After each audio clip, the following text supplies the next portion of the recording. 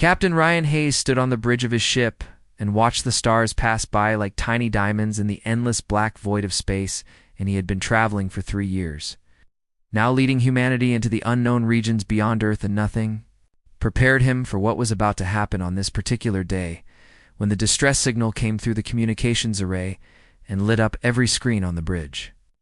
With urgent red warnings, the signal came from a planet they had marked on there. Maps is Kepler 442d.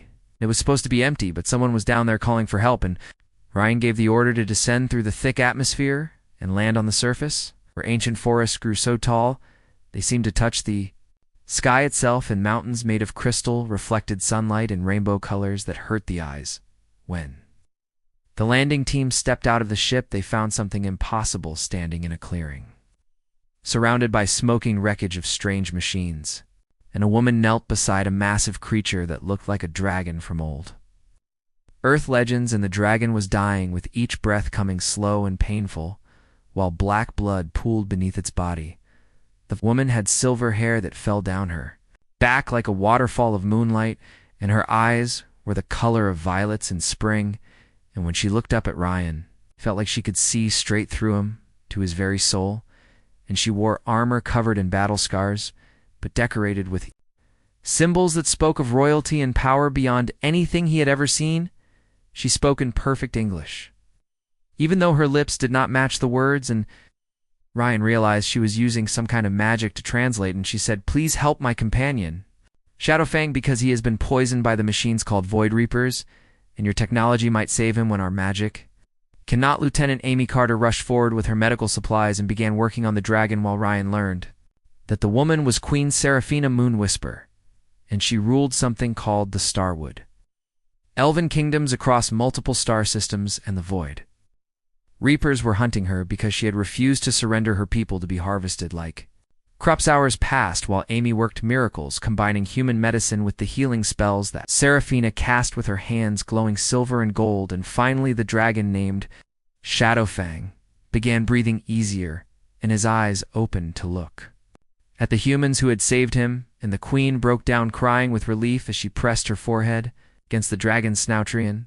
felt exhausted after watching the tense medical procedure, and without thinking, he turned to his second-in-command, Lieutenant Danny Foster, and said, with diplomatic skills like hers and that kind of power, she would make someone a perfect wife, and it is a shame. She's probably a queen, with a dozen suitors waiting in line. The communication channel was not private, like Ryan thought, and every word went out on the open frequency, and Seraphina's pointed ears twitched as she turned to stare at Ryan with an intensity. "Oh, that." Beta's heart stopped beating for a moment, and her violet eyes seemed to glow within her light. She said, "You propose marriage to me, Captain Ryan Hayes." And then, without waiting for him to respond, she said, "I accept your proposal." Ryan's brain stopped working, and he stammered, "Wait, what? No, I was just joking around with my crew, and I did not mean anything serious by those words."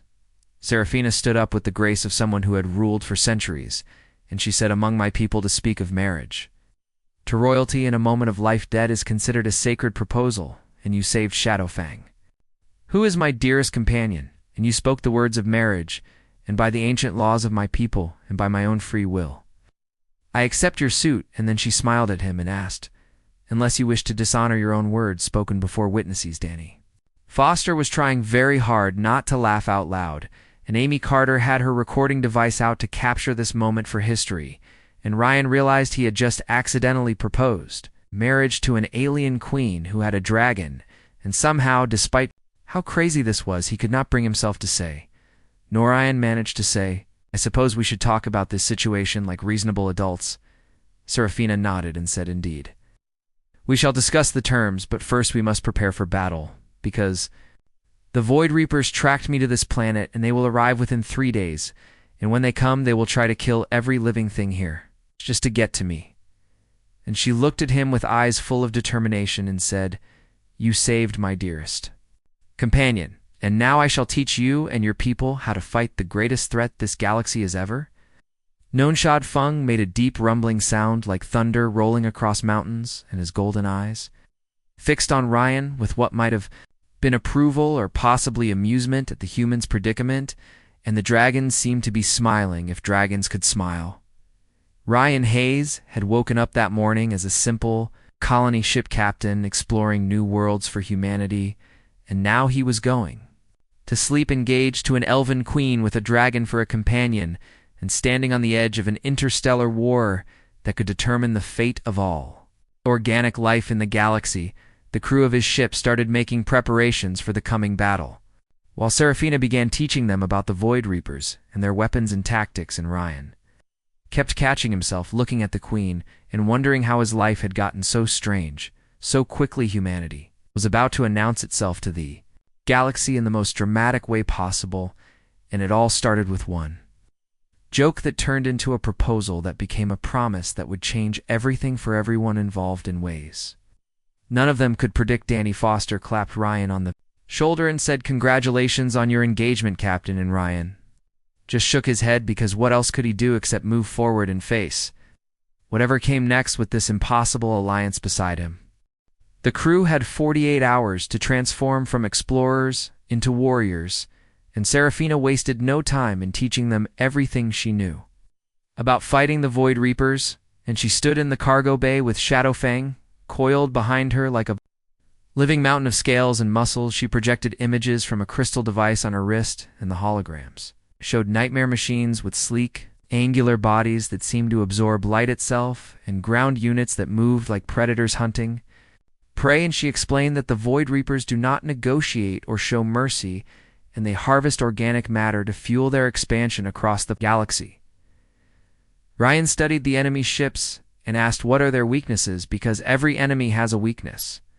Even if they seem invincible, Shadowfang spoke for the first time in a voice that rumbled through the deck plates and made the walls vibrate, and he said their weakness is arrogance, because they believe themselves superior to all organic life, and they will not expect humans to fight effectively. Seraphina added that they are vulnerable to concentrated energy weapons combined with chaos magic, and your plasma cannons, modified with my enchantments, could actually hurt them over the next 2 days. An impossible collaboration began between human technology and elven magic, and Lieutenant Amy Carter worked with Seraphina to create hybrid weapons that combined both sciences, and Chief Engineer Kate Morrison discovered that the ship's reactor could produce 3 times more power by using crystals from Shadowfang's hoard, which the dragon gave freely. Kate was not afraid of the massive dragon, and Shadowfang seemed to like the engineer, who kept poking at his scales and asking questions about dragon biology, and he told her that humans do not fear what they do not understand.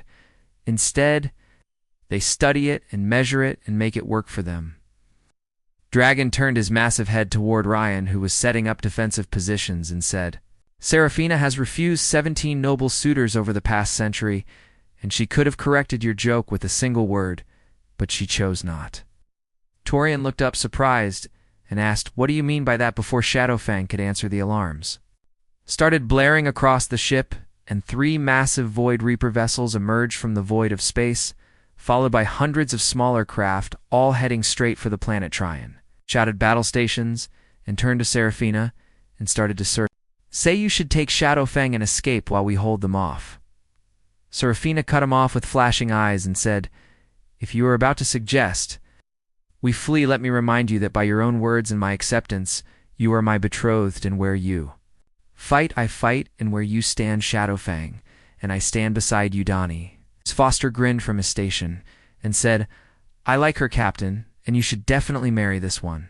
The first wave of enemy fighters screamed through the atmosphere and met a defense they had not anticipated, because the upgraded weapons tore through their formations. The plasma bolts wrapped in crackling silver magic, and on the ground human marines in powered armor fought alongside magical constructs that Seraphina animated. Then Shadowfang launched himself from the mountain peak where he had been waiting, and he flew like a living missile of scales and fury, and his breath weapon was not fire but concentrated starlight that unmade the Reaper ships at the molecular level, and human pilots whooped over the communications as they followed. In his wake, Seraphina stood beside Ryan on the bridge with her hands weaving patterns in the air, and shields of pure magic reinforced the ship's deflectors, and when an enemy boarding pod latched onto the hull, she simply closed her fist and the entire pod crumpled like paper. Called out, "They are retreating," and her voice was full of disbelief. The Void Reaper forces pulled back in disarray because they had expected an easy hunt, and instead found a queen with a dragon and a species that turned every challenge into an opportunity to overcome obstacles through pure stubborn determination. As the enemy's ships fled, Ryan turned to Serafina, who was breathing hard from exhaustion, but her eyes shone with triumph, and without thinking, he took her hand. He said that was incredible. She squeezed his hand back and smiled, and said that was just the first skirmish, and they will return with a true war fleet. But now they know what we both know, Ryan asked. What is that? Serafina said, that humanity's greatest weapon is not your technology or tactics, but the fact that you make the impossible become real through sheer stubborn determination. And now with my people and yours united, we will show the Reapers something they have never seen before. Shadowfang landed on the mountain with a thud that shook the ground, and he roared his challenge to the stars above and in the cargo bay. Human and elven engineers were already sharing designs and learning each other's languages and forging something completely. Nurin realized he was still holding Serafina's hand, and she had not let go either. He said carefully so about this marriage arrangement. She said with a mischievous smile, we will discuss terms later, because first we plan a war, and then if we survive, we plan a wedding. Rian found himself smiling back and said, yeah, that sounds acceptable to me. Annie Foster's voice came over the communication system, saying Shadowfang wants to know if you need a dragon-sized formal wear for the ceremony, because he says black is definitely his color. Even surrounded by the wreckage of battle, everyone on the bridge started laughing, and Ryan thought that humanity had found allies and purpose, and a war worth fighting. And one captain had found something among the stars that he never expected to find in his entire life. News of the battle spread across human space faster than light itself, and within 1 week, the Colonial Defense Fleet sent 3 more ships to the planet, now renamed New Terra in honor of the Alliance. But it was not just human reinforcements that Ariser Athena sent a message across the elven communication networks that spanned multiple galaxies, and the response exceeded all expectations when a massive portal ripped open the fabric of space itself. 2 elven warships emerged with hulls made of living wood, embedded with crystalline weapons and sails that caught solar winds like ancient ships once caught ocean breezes, and behind them came supply vessels and medical frigates, and a diplomatic ship carrying Serafina's younger sister, Princess Lyra Moonwhisper, appeared on the bridge in a flash of silver light and took one look at Ryan and burst out laughing so hard she had to hold her sides. She said, this is the human who accidentally proposed to my sister in Syrah. He is barely past his 2nd century, and he is practically an infant. Serafina looked embarrassed and said, Lyra, humans age differently, and he is 32 years old, which is considered fully mature for his species. Lyra's eyes went wide, and she said, 32 years. And by the stars, you are courting someone whose entire lifespan shorter than our childhood, and how delightfully scandalous. Ryan decided he liked Lyra immediately, even as Danny Foster looked ready to collapse from trying not to laugh out loud, but the humor died when Admiral Thalion Starwind brought news that made everyone go silent, and he explained that the Void Reapers were not just sending a larger fleet, but redirecting one of their harvester Titans, which was a moon-sized vessel capable of stripping entire planets of all life. Thalion said grimly, it will arrive in 30 days, and even with our combined fleets, we cannot destroy such a vessel, and we can only hope to evacuate as many people as possible before it arrives, Syrian said. Unacceptable, and his voice cut through the despair like a knife, and everyone turned to look at him, and he said, we are not evacuating because we are going to kill that thing. The room went completely silent, and then Shadowfang, who had been quietly listening from his perch on the mountain, rumbled his approval and said, finally, a proper challenge worthy of my attention.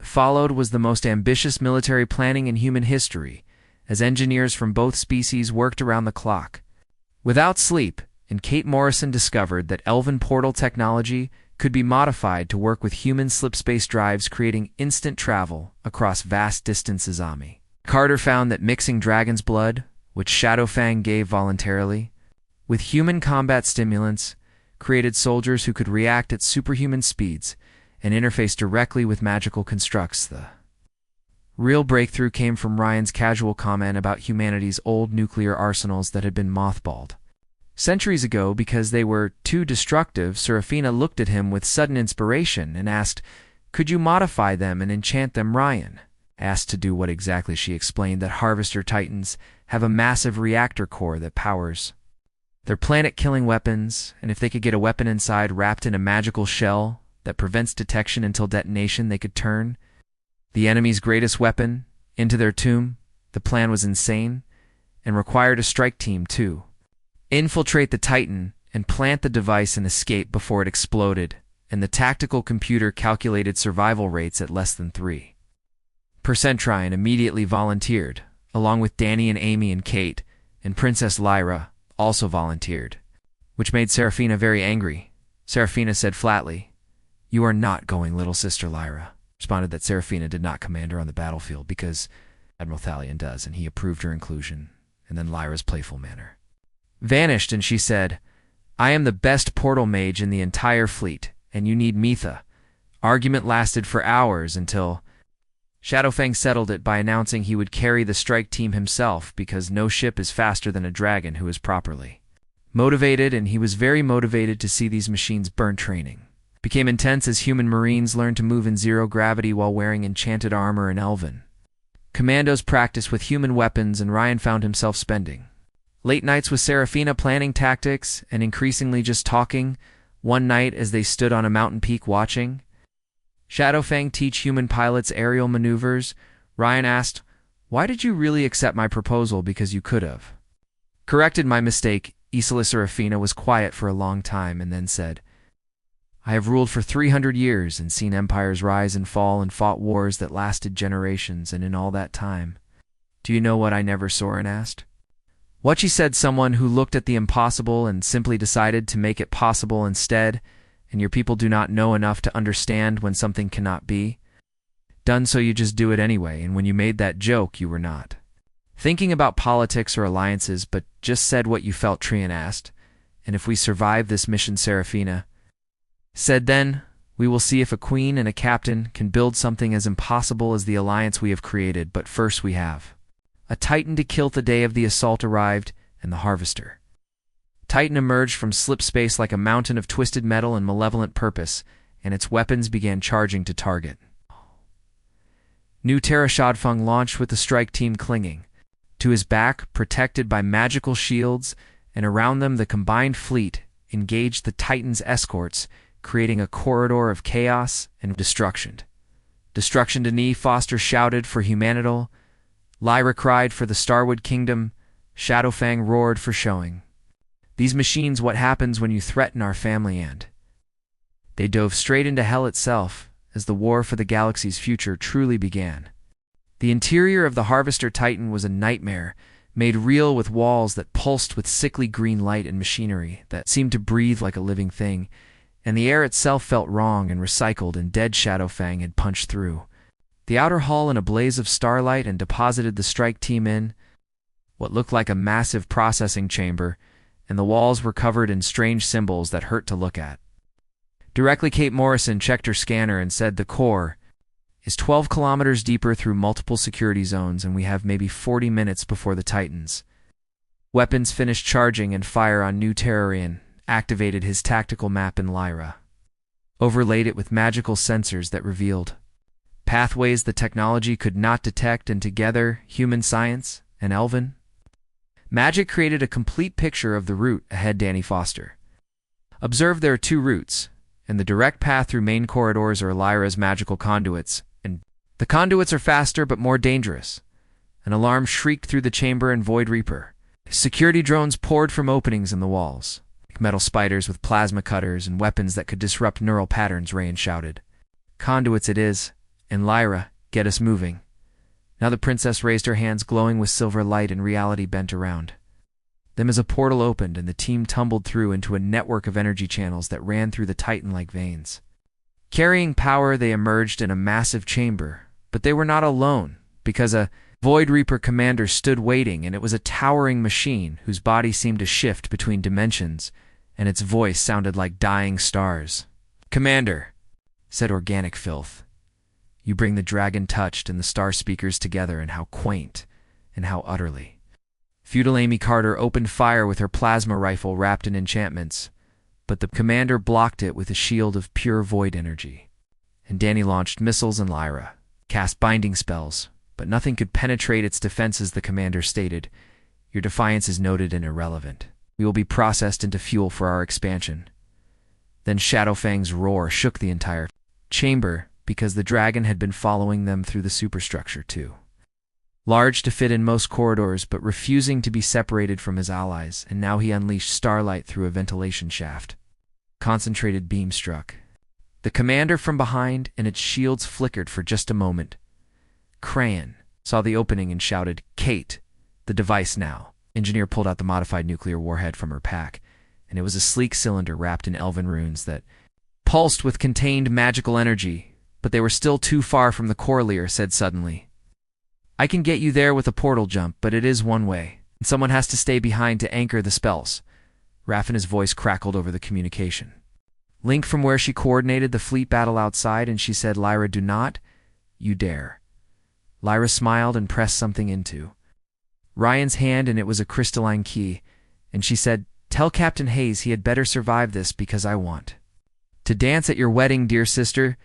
Then she began weaving the most complex spell Ryan had ever witnessed. The portal exploded into existence as a swirling vortex of silver light leading directly to the Titan's core, and through it Ryan could see a massive reactor that was a churning mass of stolen energy and dark matter. Lyra screamed "Go" as the commander recovered, and more drones flooded into the chamber and grabbed Kate and Danny and dove through the portal, and Amy hesitated, but then followed, and behind them Lyra's magic flared bright enough to blind all the cameras. They emerged in a chamber that defied the laws of physics, because the core was not just a reactor but a prison, and thousands of energy signatures swirled within it, and Ryan realized with horror they were souls of harvested organic beings converted into power. Kate whispered through tears, "These monsters are burning people as fuel." Danny helped Kate set up the device, and the timer was configured for 5 minutes.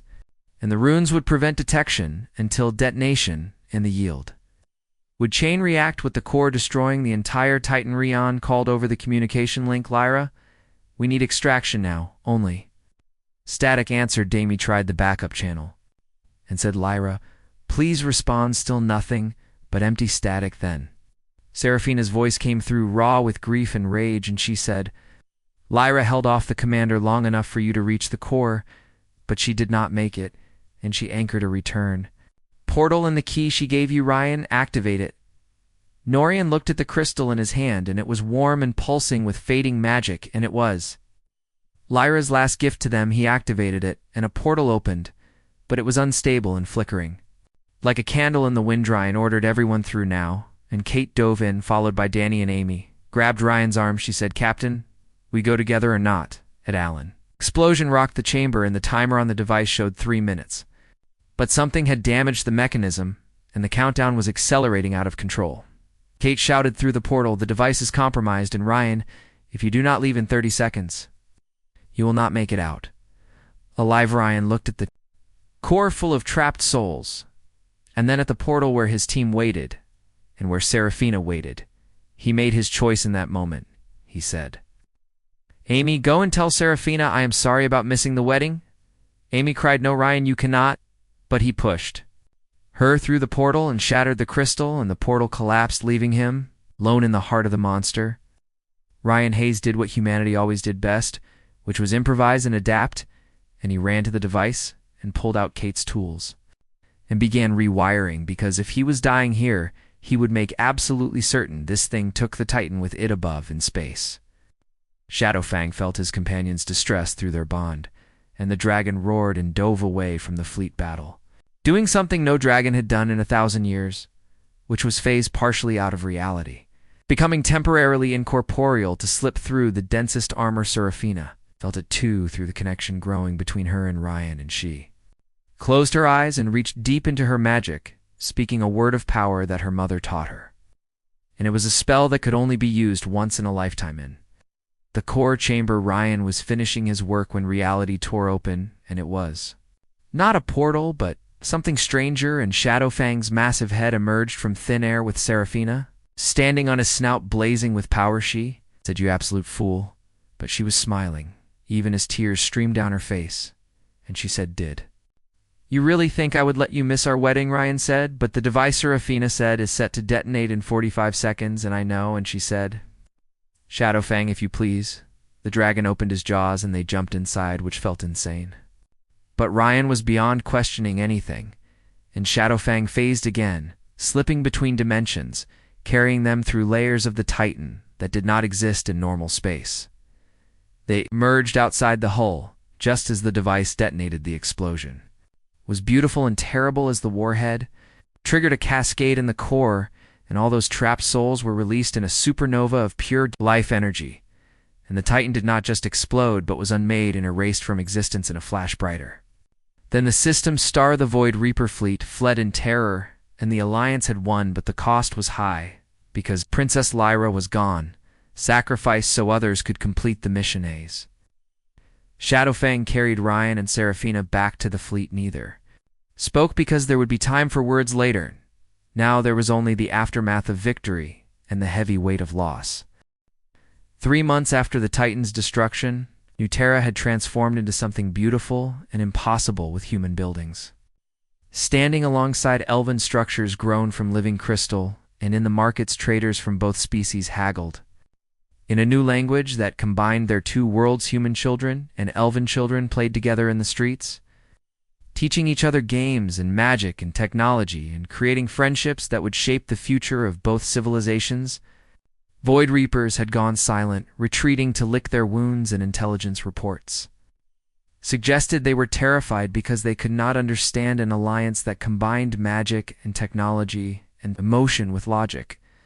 But today was not about war, and it was about a promise kept. The ceremony was held on the mountain peak where Shadowfang had first landed after the great battle, and half the clearing was decorated in human tradition with white chairs and a flower arch, and music played by a string quartet. The other half honored elven customs with floating crystals that sang in perfect harmonics and trees that wept silver sap in blessing, and a circle of ancient standing stones that predated the current age of the galaxy admiral. Talion stood as the one to perform the ceremony, and he would blend both cultures into something new, and the human fleet sent representatives including Vice Admiral Laura Chen, who flew in specifically to witness what she called the craziest diplomatic marriage in all of history. Ryan stood at the altar in his dress uniform with Danny Foster beside him, his best man, and he was terrified and exhilarated and completely certain this was exactly where he wanted to be. Then Seraphina appeared and everyone fell completely silent. She wore armor and silk together, refusing to be just a warrior, queen, or just a bride, but both at once, and her silver hair was adorned with flowers that glowed with soft inner light, and she walked alone, as was elven tradition. Because she needed no one to give her away, she had always belonged only to herself, until now when she reached Ryan, she took his hands and he saw tears in her violet eyes. She whispered, "I miss her so much." Shurian said quietly, "I know, and I feel it too. But Lyra is here with USA's." If in answer, a silver butterfly appeared, which was Lyra's favorite magical signature, and it landed on Seraphina's shoulder. Before fading into sparkles of light, the ceremony proceeded with vows exchanged in traditional human promises were interwoven with elven oaths that bound souls across lifetimes, and when Thalion asked for the ring, Shadowfang rumbled forward carrying 2 bands on his nose. One ring was platinum inscribed with runes, and the other was a human wedding band enhanced with a fragment of dragon scale admiral. Thalion declared, "By the authority vested in me by the Starwood Kingdoms and recognized by the United Human Colonial Government, I pronounce you bound in matrimony and partners in life, in battle, and you may kiss your bride." Captain Rian did, and the crowd erupted with sound as human marines cheered and elven nobles applauded with elegant restraint, and Shadowfang roared so loudly that 3 glasses shattered on nearby tables. Reception that followed was chaotic perfection, with human whiskey served alongside elven star wine, and the band played everything from classical earth music to ancient elven ballads that were thousands of years. Old Kate Morrison got drunk and challenged an elven archmage to an engineering debate that somehow ended with them collaborating on a new shield design right there at the reception as. Celebration continued, Ryan, and Seraphina slipped away to a quieter overlook with a view of the stars, and Shadowfang joined them, settling down with a contented rumble. Ron said, "So we are married, and to be honest, I never planned this far ahead in my life," Seraphina laughed, and it was a sound he had come to treasure more than anything, and she said, "Neither did I when I accepted your joke, but here we are against all odds." Rianne echoed, "Here we are in a human captain married to an elven queen, and what do we do now?" Seraphina looked up at the stars where human ships and elven vessels patrolled together in perfect coordination, and she said, "Now we build something that has never existed before, and an alliance not just of convenience, but of genuine partnerships." Continued, "We show the galaxy that different species and different cultures and different ways of understanding the universe can come together and create something stronger than the sum of its parts." Ran said, "That is a pretty ambitious goal for a married couple." Seraphina smiled and said, "Well, we started this relationship with you accidentally, proposing and me accepting to bind you to ancient law, so I think we can handle ambitious projects." Hadfang snorted and said, "And when the Void Reapers return, because they will eventually," Rianne and Seraphina exchanged a look and spoke simultaneously. Saying "we will be ready at chime" on Ryan's communicator interrupted their moment, and Danny Foster's face appeared looking sheepish, and he said, "Sorry to interrupt. Honeymoon planning, but we have incoming ships, and a lot of them re-intensed," but Seraphina placed a calming hand on his arm and said, "Wait and listen on. The tactical display the ships resolved into clear images, and they were not Void Reapers but other species from across the galaxy, and dozens of them sent broadcasts in multiple languages, all saying variations of the same message. They said, 'We heard about the alliance, and we heard about the victory, and we want to join youth.' Messages came from the Avarian bird people, whose worlds had been scoured by the Reapers and the Stoneclad, who were living rock beings that had lost entire planets, and the Whisper folk, who were energy beings hiding for century species that had been fighting alone and dying alone, were now reaching out in hope." Ryan looked at Seraphina, and she looked back at him, and neither needed to speak because they had already made the decision together. Anne said to Danny, "Tell them that New Terra welcomes all who stand against the darkness." As messages of acceptance went out to the incoming ships, Seraphina leaned against Ryan, watching their impossible alliance grow even larger, and she asked, "Do you know what the poets will say about Usran?" Asked what will they say, she said that a human captain made a joke, and an elven queen took it seriously, and together they changed the fate of an entire galaxy, and they will probably get it wrong and turn it into a grand romance, when really it was just two people deciding to keep choosing each other. Every single Darien kissed her forehead and said, "I can live with that version, though. For the record, it is a pretty grand romance." Seraphina laughed and said, "This comes from the man who proposed by accident," Tryon countered, "and this comes from the woman who accepted immediately, without hesitation, groaned dramatically, and said, 'If you two are going to be this insufferably cute, at least let me return to the party, because Kate promised to show me something called fireworks.'" They laughed and let the dragon go, and alone under the stars, Ryan and Seraphina stood together as a captain and a queen and a human and an elf, and a joke that became a proposal that became a marriage that became the foundation of something unprecedented in galactic history. Behind them, the celebration continued with music and laughter, and ahead of them, new allies arrived, with hope in their hearts, and somewhere in the dark between stars, the Void Reapers plotted their return. But for now, in this perfect moment, there was peace and hope, and to people who found each other in the most improbable way possible, proving that sometimes the best things in life come from the mistakes you never saw coming.